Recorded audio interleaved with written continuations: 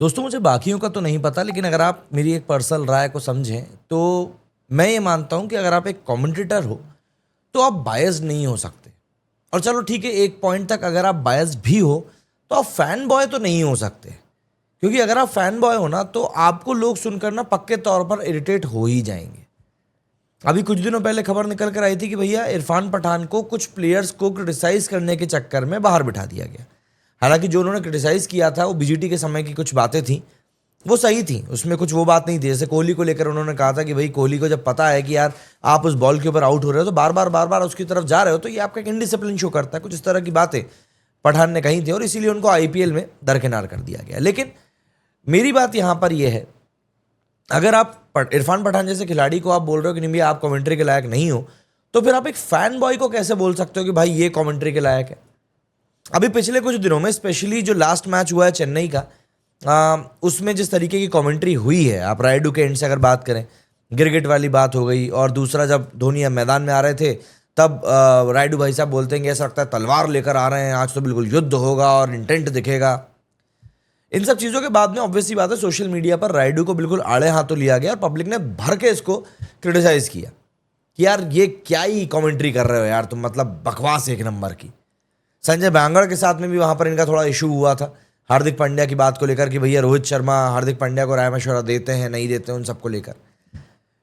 अब इन सब चीज़ों के ऊपर रायडू का जो रिएक्शन निकल कर सामने आया ना, रायडू ने खुद ही रिएक्ट किया, कोई बनी बनाई बात नहीं, रायडू ने खुद इनको लेकर रिएक्ट किया है।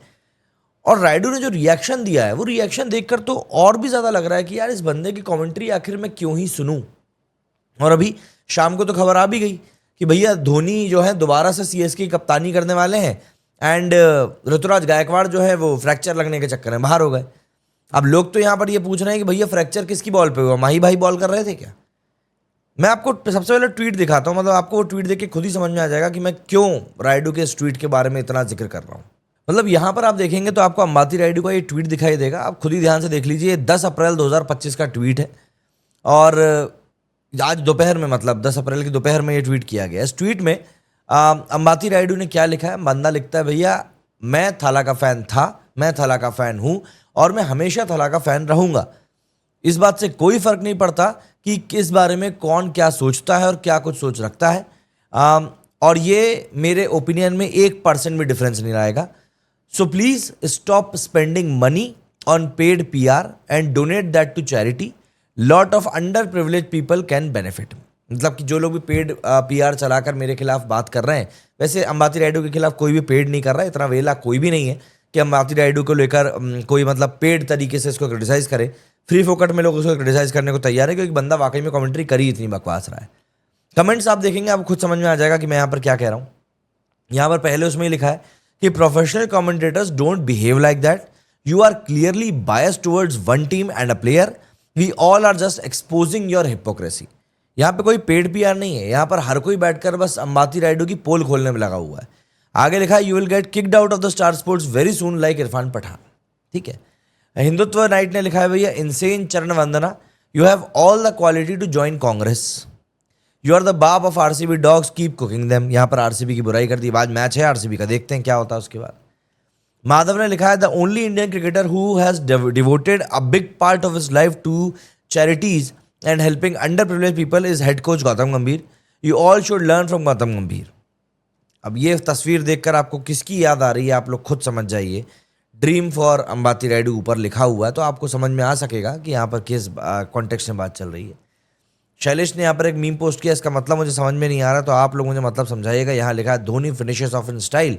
अब यहाँ पर अंबाती रायडू का चेहरा दिख रहा है, क्या मतलब है इसका मुझे समझ में नहीं आ रहा। अगर आप लोगों को समझ में आया तो भैया कमेंट में जाके जरूर बताइएगा। विपिन ने लिखा है who you fan boy over is your problem, but when you are behind the mic you are paid to explain the game, not push your biasness. Every player deserves fair talk and that's where you flop. मतलब कि आप किसी के भी fan हो, इससे matter नहीं करता, लेकिन जब आपको पैसा दिया जा रहा है माइक पे बोलने का, तब आपको कायदे से बोलना होता है। डॉक्टर नीमो ने लिखा है भैया if you are Thala fan then please leave commentary and start our YouTube channel with the name Thala Paglu, commentator should not be bias. सब वही बोल रहे हैं कि मतलब अगर आप एक कमेंटेटर हो तो फिर आप बायस नहीं हो सकते हो। Ignore the hate Rayudu, there is nothing wrong in supporting greatest player of all time. Leo भैया ये एक और आ गए, माही नायक है नाम ही है। Other Dhoni fans, I stand with Thala, Ambati Rayudu, I stand in front of Thala in doggy position. ये भगवान, लोग क्या क्या लिख देते हैं। Not everyone, not everything is PR. Why would anyone waste money targeting you? Even your fellow commentators called you out during commentary. What was that PR too? मतलब last year का मुझको याद है, जब ऑरेंज कैप को लेकर अंबाती रायडू ने comment किया था विराट कोहली के ऊपर, तब लाइव टीवी पर ऑन एयर केविन पीटरसन ने इस बंदे को जोकर बोल दिया था। एंड इस बार हम देख ही रहे हैं कि इस बार तो मतलब कोई भी इस बंदे को मतलब स्पेयर कर ही नहीं रहा है। संजय बैंगर ने तो सीधे ऐसे इशारा करके कर दिया था कि भाई इससे मैं अब क्या बहस करूं।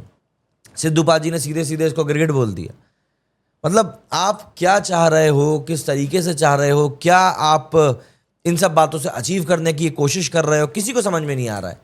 बट एक चीज़ जो यहाँ पर क्लियर तौर पर दिख रही है वो बस ये है कि आप कमेंट्री को इतने घटिया लेवल पर लेकर चले गए हो कि वहाँ पे ऐसा लग रहा है कि शायद कुछ और लोगों को बुला लिया होता तो बेहतर होता। भाई इरफान पठान की अगर हम लोग बात करें तो इरफान पठान कम से कम इस तरीके से फैन बॉय तरीके से तो बात नहीं करता था, जितना कि मेरे को ध्यान है उस बंदे की कमेंट्री का। हाँ, प्लेयर्स को कुछ क्रिटिसाइज किया था, आप एक पॉइंट पर ये भी कह सकते हैं कुछ ज़्यादा ही अननेसेसरी क्रिटिसाइज कर दिया था। बट देखिए यहाँ पर जो बात चल रही है ना, वो बुरे और बहुत बुरे की चल रही है। तो जब बुरे और बहुत बुरे की बात आती है तो मैं बहुत बुरे को तो चूज़ नहीं करूँगा, मेरे लिए बुरा चल जाएगा। तो इरफान पठान वैसे तो भाई उस बंदे ने बिल्कुल भी पीछे मुड़ के देखा नहीं है। जैसे ही उसको पता चला कि भैया आईपीएल के कमेंट्री पैनल में उसको जगह नहीं दी गई, बंदे ने अपना यूट्यूब चैनल बनाया और उसके ऊपर बातचीत करना शुरू कर दी। अच्छे खासे सब्सक्राइबर्स भी अब गेन कर लिए हैं। तो ये बताता है कि भाई एक बंदे को जब कुछ करना होता है तो वो कहीं से भी कर सकता है। उसको मतलब ऐसा नहीं कि किसी के हाथ की ज़रूरत है ही, वो कर सकता है उसको जो करना है। लेकिन यहाँ पर अंबाती रायडू का जो है थोड़ा सा ज़्यादा हो रहा है। और एक फ़ैन बॉय जिसकी इमेज जिस तरीके से अब वो सामने लेकर आ रहे हैं, मुझे नहीं लगता कि एक फ़ैन बॉय होने के नाते अंबाती रायडू की कमेंट्री अब और भी ज़्यादा मीनिंगफुल लगेगी। क्योंकि अब तो क्लियरली पता ही है ना कि बंदे का क्या मोटिव है क्या नहीं है।